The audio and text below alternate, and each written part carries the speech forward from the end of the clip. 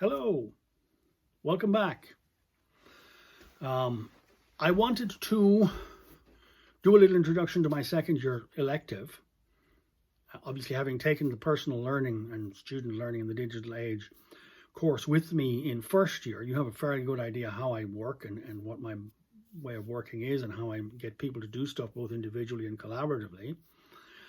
The second year module, which is on research and learning, we made a tweak to the title, and I'm introducing some gamification into it to bring into the undergraduate course things that I've been teaching for years in terms of online learning in the masters, and also across a variety of courses, how we use games for assessment, and also how we use games to understand systems. So we're bringing all these together.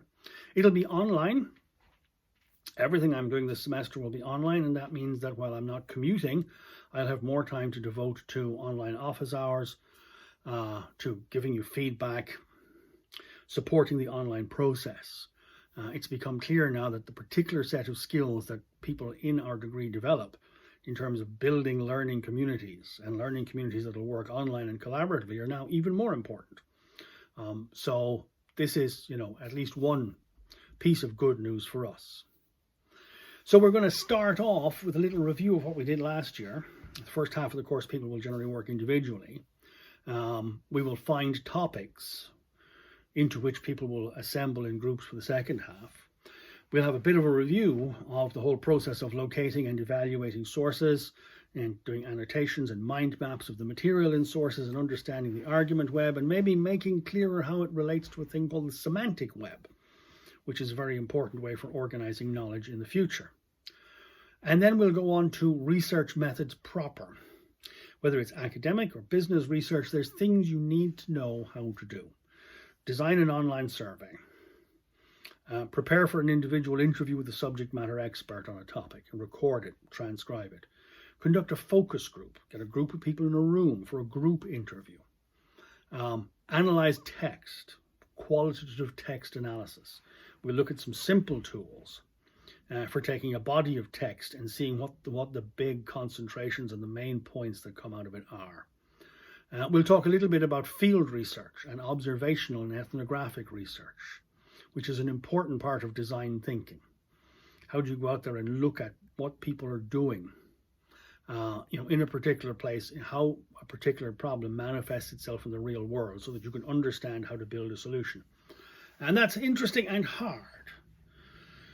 So we'll do those research methods all the time with an eye to the topics on which, in the second half of the course, in groups, you'll build some sort of learning game, a gamified model of a problem which embodies some learning and some game mechanics, because those are two big things going forward for the future.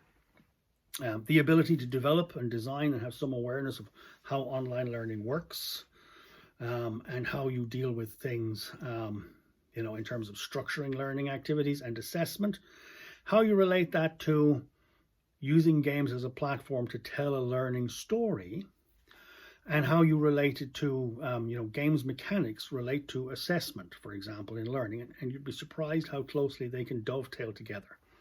So we're not going to have the time to go into a huge amount of depth about learning or a huge amount of depth about game building, but we will certainly build a reasonable introduction to both in the second half of the course, where in groups on topics that you're interested in, we will create, in groups of maybe 5 or 6, at least an outline or a prototype for a game which models a problem, a real world problem, in a way that people can learn from playing the game.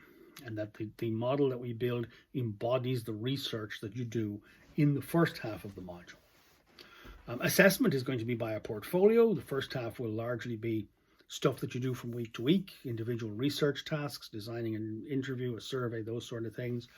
The second half, obviously, the collaborative stuff on building a learning game. There will be readings to discuss every week, so you will have to, read stuff about gaming. Such an imposition. Gaming communities, how online gaming communities work, how games work, a theory of fun, that sort of stuff. And you'll also learn a little bit more about learning and how learning works. some of the stuff about things like teaching for understanding and learning outcomes, and some of those theories about learning, which will give you a better understanding of what you're going through at the moment, and also how you can build engaging learning experiences for other people. Both of these are important when you go out there. They're saleable skills. The ability to design business games, simulation exercises through which businesses explore possibilities. Officially, it's called scenario planning. Is an important and useful skill for business to be able to sit around the tabletop and do that in a structured way. Learning, obviously, learning, training, developing learning, having some idea how to do that is a saleable skill. These days, if you can put, on your CV something that says that you're qualified to develop online learning, then that's the fastest growing job category in higher education all across the world. So these are fun skills to learn and useful and interesting. And I hope in the first week of term, I will see you around virtually somewhere, and we will explore this journey between here and Christmas and have fun doing it.